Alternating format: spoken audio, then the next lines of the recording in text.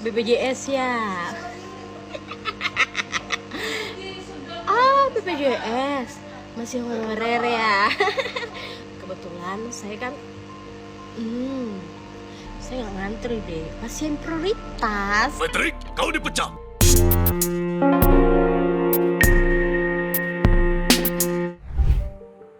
Kalau kita jadi pegawai, intinya harus selalu menjaga perilaku dan etika kita, khususnya di media sosial.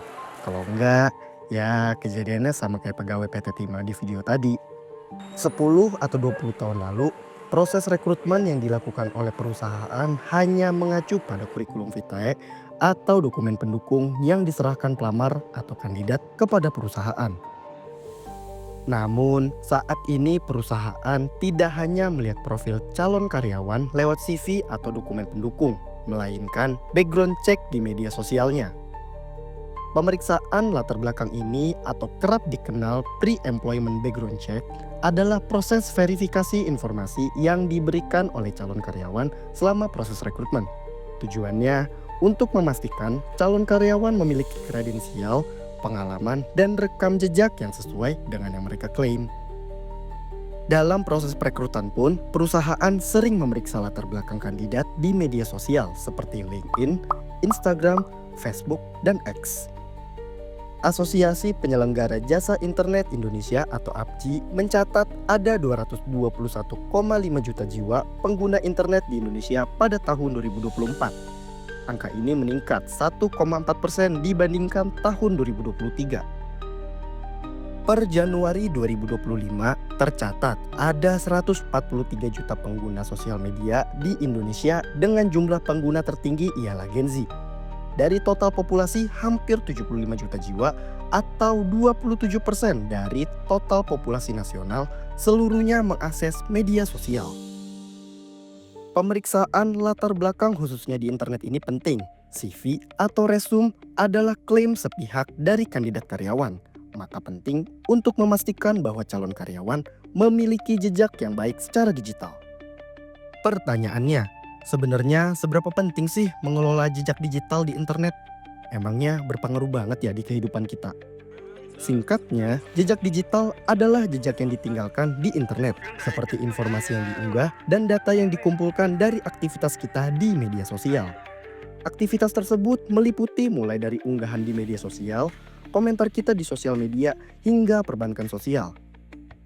Kentucky University menyebut dalam proses perekrutan sekitar 70% perusahaan memeriksa akun media sosial kandidat. Kekhawatiran ini wajar, karena aktivitas di media sosial dapat membuat pemberi kerja bertanggung jawab atau merusak reputasi perusahaan. Pemberi kerja dapat mengidentifikasi tanda-tanda bahaya melalui akun media sosial kandidat. Contoh tanda bahaya meliputi aktivitas ilegal, komentar rasis, merendahkan martabat seseorang, seksis, serta pengungkapan informasi rahasia. Seperti contoh pada kasus Dwi Citraweni, karyawan tetap PT Timah yang dipecat usai videonya viral lantaran mengolok status pekerjaan orang lain di media sosial. Alhasil, PT Timah langsung memecat pelaku dikarenakan tidak menjunjung tinggi etika dan menaati aturan perusahaan yang berlaku. Gak cuma di sosial media, perusahaan pun kerap mengecek BI checking kandidat pelamar. Hal itu bertujuan untuk melihat apakah calon pegawai tersebut terlibat masalah finansial atau kredit macet. Otoritas Jasa Keuangan atau OJK mengklasifikasi BI checking menjadi 5 skor kredit dari call 1 hingga 5. Semakin tinggi call, maka tunggakan seseorang semakin lama. Merujuk data OJK, total permintaan informasi debitur sistem layanan informasi kreditur pada Juli 2023 mencapai hampir 19 juta permintaan. Angka ini meningkat dibanding bulan sebelumnya yang tercatat sebanyak 14,4 juta pada periode Juli 2022.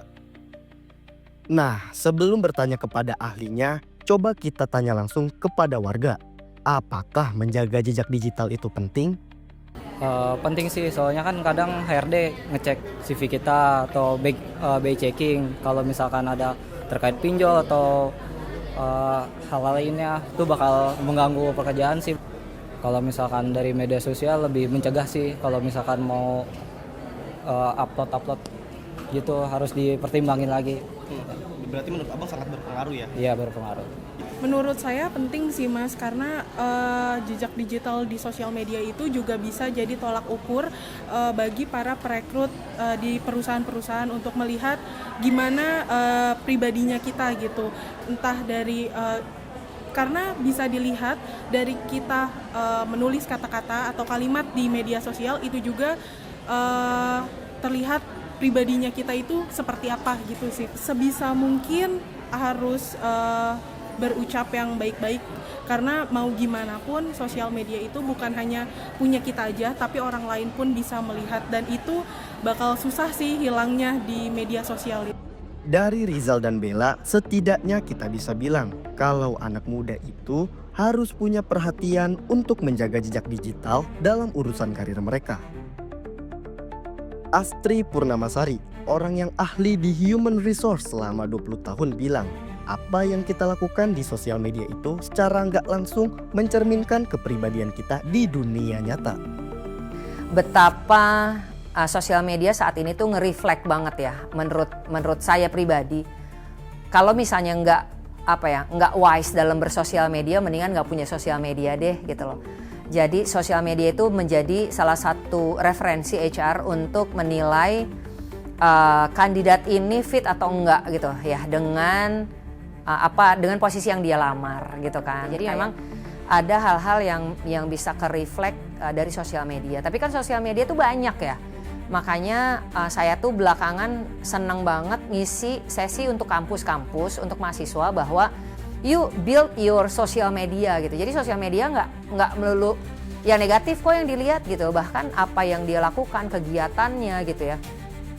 Lantas, bagaimana sih kita membangun persona kita agar tetap baik di internet?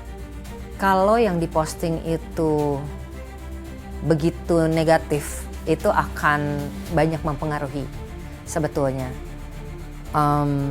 Negatif tuh banyak lah ya gitu, teman-teman mungkin bisa mendefinisikan sendiri gitu, karena kadang-kadang batasan yang bisa di-accept sama nggak bisa di-accept kan beda-beda gitu ya. Tapi beberapa hal hanya jadi pertimbangan gitu ya.